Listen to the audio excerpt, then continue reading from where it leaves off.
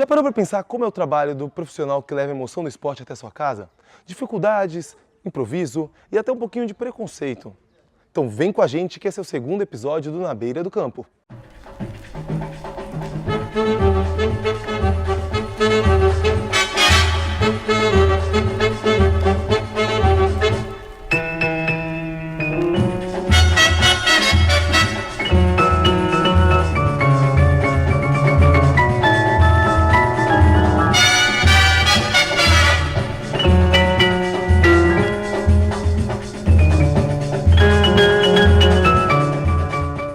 Para começar, os profissionais falam das dificuldades na hora de levar notícia ao torcedor.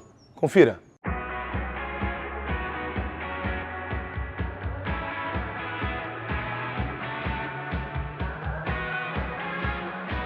No futebol profissional, a dificuldade nossa às vezes é a agenda, assessoria de imprensa, as dificuldades com atletas. Tem atleta que está no interior, mas ele acha que ele está na capital, ele acha que ele está atendendo a ESPN Brasil, a Sport TV, então tem um pouquinho de dificuldade às vezes de lidar com o ser humano, né? O jornalismo, de uma forma geral, ele está sendo meio mal visto por um monte de fatores e o jornalismo esportivo entra como qualquer outro tipo de jornalismo. Então tem barreiras nesse tipo, principalmente no interior. As pessoas acham que o jornalista tem que torcer, você tem que fazer parte do clube, você tem que ser quase uma assessoria, então você não pode criticar, você não pode falar mal. Tem muita gente que pensa que se você faz isso, você está jogando contra o clube.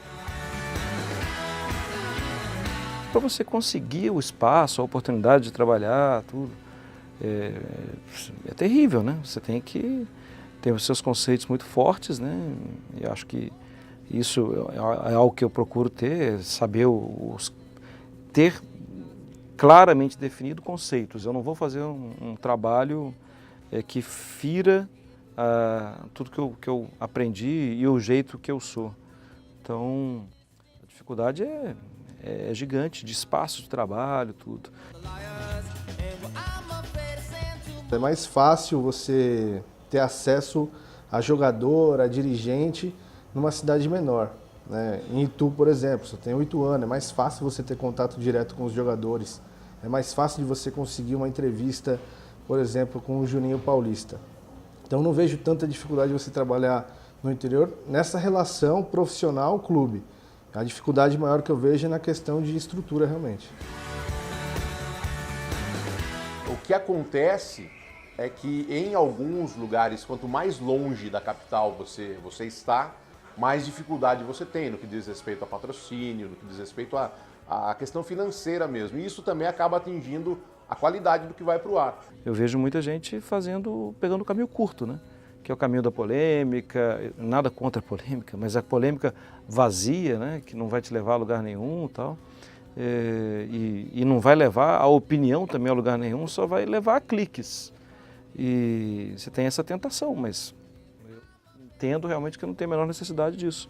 Eu prefiro a construção de um trabalho longo, um caminho mais longo, mais distante, mas que, por outro lado, o ouvinte, o leitor, o telespectador, vai buscar uma opinião mais concisa, mais moderada, talvez que tenha sido algo bem elaborado, bem pensado. Você no interior, acho que no interior do Brasil, não só no interior de São Paulo, você tem uma grande dificuldade de acesso à fonte, né? Em grandes centros você tem uma assessoria que faz a venda completa de história de atletas, de jogadores e clubes. No interior você não tem isso. A concorrência é sempre uma dificuldade, você tem que apresentar números, então tem que ficar lutando para agradar o ouvinte, para ter ouvinte. E agradar não é no sentido de você bajular, é no sentido de você levar o que melhor pode ser feito lá para ele.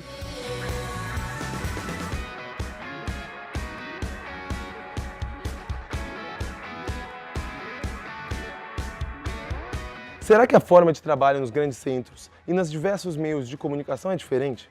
E onde será melhor trabalhar? No rádio, na televisão ou na internet? Vamos conferir o que o pessoal contou pra gente. Nessa parte de diferentes veículos, acho que muda porque eu acho que a TV é um dos mais ingratos, não puxando sardinha pra gente, mas é porque tem pouco tempo. Uma reportagem, se ela tiver 5 minutos, ela já é grande pra TV. Na TV você tem menos espaço. Você fala geralmente com um público que não é tanto esportista, que não está ali por causa do esporte, é uma audiência totalmente diferente. No rádio você consegue ser um pouco mais setorizado, segmentado, de um lado, de outro, explicar mais futebol, você tem mais liberdade, geralmente você tem mais tempo de pré, pós-jogo, então é mais legal por essa imersão que você consegue dar para o torcedor. Um jogo no rádio, por exemplo, a transmissão tem que ser num pique maior do que na televisão, tem que ser mais acelerada, porque o cara não está vendo o jogo, ele está só ouvindo. Se você fizer uma transmissão muito morta, o cara vai se desinteressar. Que na televisão é mais um bate-papo, porque o cara está vendo o jogo. Você não precisa, o narrador de televisão, o comentarista, eles não precisam falar tudo o que está acontecendo, porque o cara está vendo. A televisão também desenvolve, aprende a linguagem da televisão e aprende que você tem que ilustrar a imagem e não querer criar a imagem, que é algo que o rádio faz. O rádio tem a obrigação de criar a imagem, a televisão ela está mostrando. Tecnicamente, a TV é mais simples. O cidadão está vendo o que está acontecendo, um jogo de futebol, ele está vendo onde a bola está, ele está vendo a cor da camisa do time que ele torce. O rádio mexe muito com a imaginação do torcedor. Além de levar as notícias, os fatos que estão acontecendo, o estilo do locutor acaba criando as imagens na cabeça dos ouvintes. A pessoa não está vendo, ela está ouvindo. Então você tem que criar imagens para ela. Então você tem que ser mais detalhista, você tem que ter um maior vocabulário.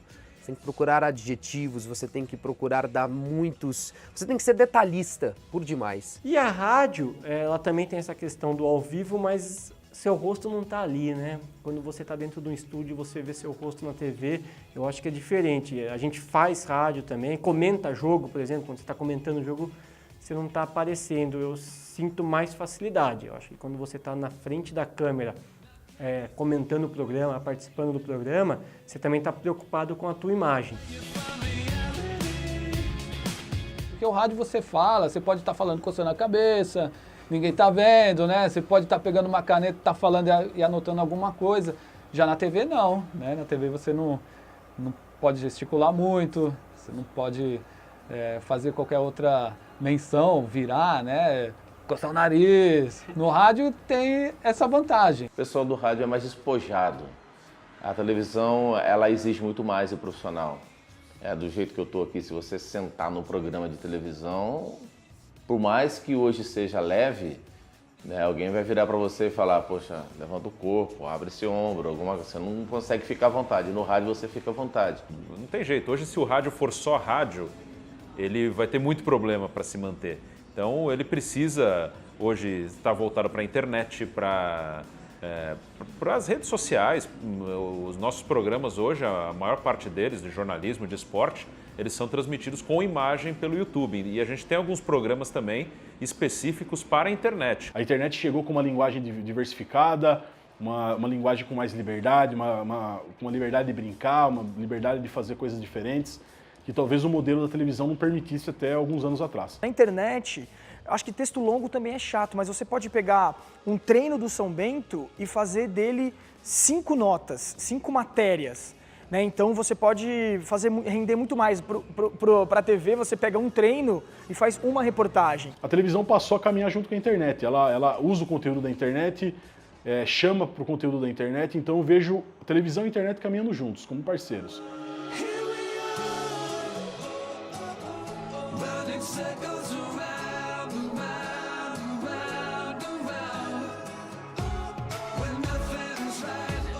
Em São Paulo a gente tem talvez uma estrutura maior, sabe? A gente tem uma estrutura diferente, uma estrutura maior, as equipes com uma retaguarda maior técnica talvez, entendeu? Mais capacidade, se o cara é bom aqui, ele vai lá para São Paulo e arrebenta também. O pessoal tá no interior, tem um programa ao vivo, seja em rádio ou TV, e quer falar o programa inteiro de Corinthians, de São Paulo, de Santos e Palmeiras, sabe? Então, o cara que está ali no interior, ele tem acesso também à internet, tem acesso à Rede Globo, a outras emissoras, que ele vai assistir a cobertura do grande ali. O cara que está em loco, o cara está em São Paulo acompanhando o treinamento do Palmeiras, ele tem muito mais informação do que o cara que está dentro do estúdio em Itu, em Porto Feliz, em Salto, enfim. A gente tinha blogs, a gente tinha a mídia impressa, mas a gente não tinha um programa de TV semanal, a gente não tinha transmissão ao vivo, via TV ou via Facebook. Eu acho que é um nicho que deve ser muito explorado, principalmente no momento que a gente vê muitos clubes de empresários e clubes de empresários no futebol profissional. Normalmente tem um distanciamento da torcida e essa torcida muitas vezes acaba ficando órfã, então esse público migra para algum lugar. O futebol amador pode ser um bom caminho. E a imprensa tem um papel fundamental nisso. A imprensa que leva o torcedor a criar as suas opiniões. A imprensa é formadora de opinião. Então, se a gente informa mal o público, esse público vai ser carente de conhecimento e vai gerar uma pressão, talvez em clube, em dirigente, que também não é correta. Então, eu vejo nessa roda do futebol a imprensa como fator-chave. Uma imprensa especializada faz bem para o futebol de maneira geral. Eu acho que aqui no interior a gente a gente abraça mais o esporte. Como? Porque assim, lá em São Paulo, Palmeiras, Corinthians, o São Paulo mesmo, o Santos, eles meio que têm obrigação de irem bem. É meio uma relação meio, pô, você foi eliminado, você tem que ser cobrado por isso, porque são times grandes. Aqui o São Bento, a gente abraça muito mais, a gente faz uma campanha muito mais de, pô, vamos apoiar, vamos lotar. Em São Paulo você não pode fazer isso, até porque são 3 clubes grandes. Então aqui você apoia o Ituano quando foi campeão paulista, o São Bento agora aí nessa caminhada rumo à Série B. Então, é assim, o basquete, vamos apoiar, o Sorocaba Futsal. Então assim, eu acho que é uma relação mais próxima, uma relação mais de parceria para melhorar o esporte no interior, diferentemente de São Paulo, né?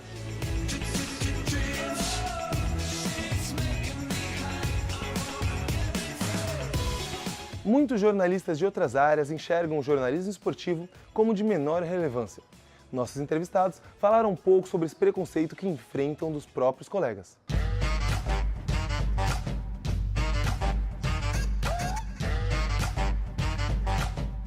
Alguns anos atrás existia essa coisa, não, o esporte é para o cara que é meio alienado, que não sabe de outros assuntos. Mas hoje eu acho que não, eu acho que diminuiu bastante isso. Comecei a não dar bola para isso, mas existe. A imagem do jornalista esportivo não era das melhores nas empresas, né? O jornalismo, aquele que acompanhava a política, era mais bem informado, era menos alienado. A informação, isso depende de pessoa também, depende do jornalista, mas a imagem é de que o jornalista esportivo era um alienado, só mexia com esporte. O preconceito não sei se existe, mas muitos acham de fora que é fácil e é gostoso fazer uma transmissão esportiva, você está cobrindo um clube. O esporte, até por aqui que é uma estrutura mais enxuta, ele acaba sendo às vezes a primeira coisa a ser atingida, sabe? É naquela coisa do, quando você está com o dinheiro curto, a primeira coisa é cortar o café. Aqui é assim, então o esporte acaba sofrendo às vezes porque é uma coisa que não é factual, o jornalismo aqui é factual. Talvez existe uma glamorização de achar, poxa, você trabalha com uma coisa que é maravilhosa, é futebol, mas assim, para esse cara que fala isso, né, talvez o torcedor, o público de maneira geral, ele não trabalha com isso, então a visão dele acompanhar é apaixonada, ele ama aquilo lá, é o clube que ele torce, que ele sofre, é completamente diferente da visão de quem trabalha com isso.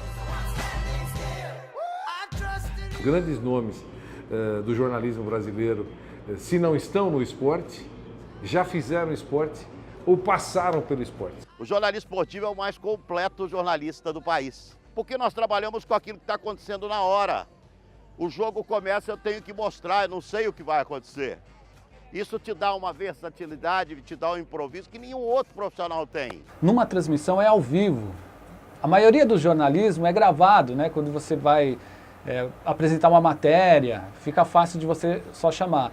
Já no futebol acontece tudo na hora, você não tem como você prever se vai sair um pênalti, se vai sair uma expulsão. Você aprimora o vocabulário, tem uma série de coisas, porque normalmente as transmissões do esporte, especialmente de rádio, são ao vivo. Não é aquilo que o Fausto brinca, né? Quem sabe faz ao vivo, e é exatamente isso. Boris Casoy, para quem não sabe, narrou Turf. Chico Anísio era jornalista esportivo. O jornalista esportivo é o único jornalista capaz de fazer qualquer coisa. Tem um incêndio aqui, eles chamam quem? O jornalista esportivo para ajudar a segurar durante 10, 12 horas um incêndio, uma cobertura de um incêndio. Tem o carnaval, vai lá o Kleber Machado segurar no Rio, vai o Luiz Roberto, e antigamente Fernando Vanucci. O Fausto Silva, que é jornalista esportivo, Fausto segura uma tarde inteira dentro da Rede Globo de televisão. Não existe, gente, jornalista mais completo do que o jornalista esportivo. Nós, do esporte, também fazemos jornalismo, né? Então, certa vez eu fiz cobertura de jornalismo que tinha uma pauta inicial que era esporte, mas cresce tanto que vira uma pauta às vezes policial, caso de torcida. Ano passado eu fiz a cobertura do acidente com o voo da Chapecoense lá na Colômbia. Então é uma pauta esportiva e não é só esportiva, né? Então, eu acho que na verdade é tudo jornalismo.